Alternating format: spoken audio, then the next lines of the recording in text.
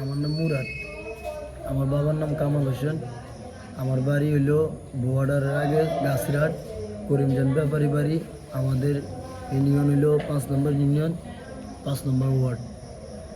মূলত ঘটনা হয়েছে কি, আমার বাড়িতে ইয়াবা ব্যবসা করে আলমগীর আছে, শাহিন আছে। এগুলা মনে করেন না যে দীর্ঘ মনে করেন না 5-6 বছরের মতন বাবা আছে।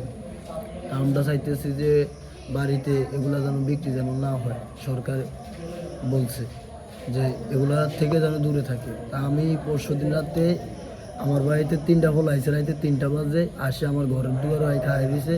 এখানটাই আমরা লাড়ি ভাঙছে। আর আমি ঘুমিতে জাগি গেছি। জাগি যাওয়ার পর আমি তাদেরকে কইলাম যে কেড়ে কইছে, এরা দৌড়াই চলে গেছে। চলে যাওয়ার পরে পরের দিন সকালবেলা আমি বা দোকানের সামনে আমি বলি আইছি আমার বাপের যে আব্বা এই ব্যাপার। এটা কথার পরে আমি বাড়িতে গেছি। বাড়িতে যাওয়ার পরে এদিন যাই রাতের বেলা 8:30 বাজে আমারে আলমগীর ধরছে। ধরে আমারে গেডি মশাই দিব আমার হিট হয়েছে আমার ঘর দুয়ারও।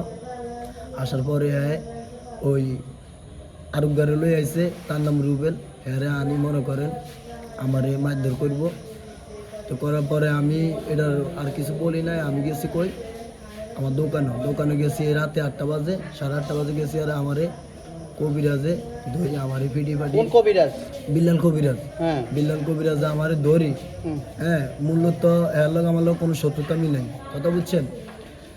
আমার ওই ইমরান ভাইয়ের 500 দিনের আগে আমি পোস্ট লাগাইছিলাম, ওই স্টিকার লাগাইছিলাম। অ্যাডভোকেট ইমরান? হ্যাঁ, অ্যাডভোকেট ইমরান ভাইয়ের পোস্টার লাগাইছিল আপনার এই আমাকে 3-4 বাড়িতে দোকানেও লাগাইছি। তো আমি ভাইয়ের দোকানে লাগাইতে গেছি। আর ওনার ভাই আমার নিষেধ করছে যে ওনার ভাইয়ের নাম কি? ফারুক ভাই আমার নিষেধ করছে।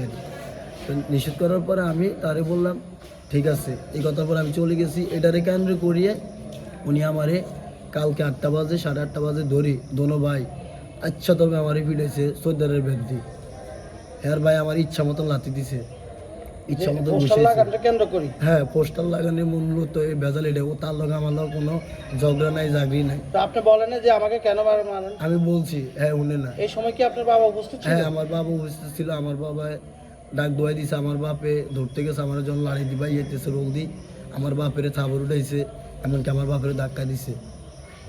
কথা বুঝছেন, আমি একা আসছিলাম আর আমার বাবা। আপনি কি এই বিষয়টাকে অ্যাডভোকেট ইমরানকে জানান নাই? অ্যাডভোকেট ইমরান ভাইয়ের আমি জানাইছি। কি বলছে উনি? উনি আমাকে অ্যাডভোকেট ইমরান ভাই আমাকে বলছে তুমি মেডিকেলে থাকো, তুমি তোমার ট্রিটমেন্ট নাও। আপনি কি চান এখন? এখন আমি বিচার চাই।